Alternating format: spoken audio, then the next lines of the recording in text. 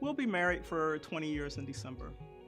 And John has been gone for a while. He worked in Afghanistan for at least 8 years.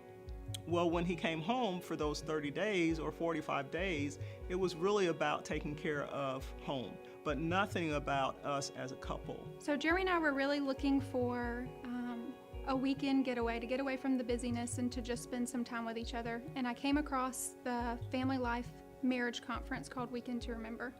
And I thought it would be a great idea for us to go to really invest in our marriage. We both come from divorced families, and marriage is very important to us. Our original plans of what we planned to do changed. I'm sure somewhere along the line there was hints and subtle hints out there, but being a typical guy, I didn't catch them.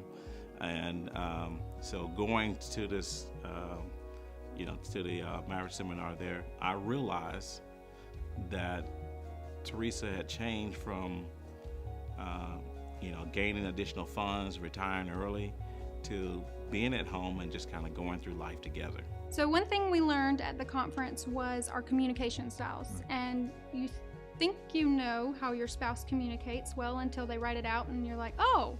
So it didn't hit me until after the conference, a couple of weeks after the conference. We were going through a bit of a challenge in our family, and I was having an emotional communication, and he was communicating in a factual manner. And I honestly had my aha moment in the drive-thru at the Dunkin' Donuts and just started crying because I was like thanking God for putting this man in my life, and for him being the communicator that he is, being the factual person, knowing that I'm the emotional side. I show that we care and that we have compassion, and he shows the side of, okay, we care, we have compassion, now let's get it done. This is my partner, this is my helpmate, this is the man that God's created for me, and this is how this design works. I think that a couple would want to go to this type of weekend just to see what's out there, see what God is saying. If we get tied up into culture,